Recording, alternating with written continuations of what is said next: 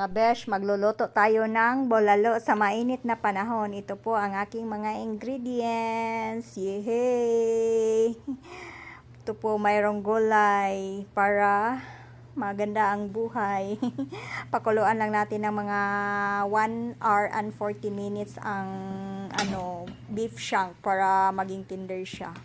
Ayan na, pagkatapos ilagay lang yung mga gulay.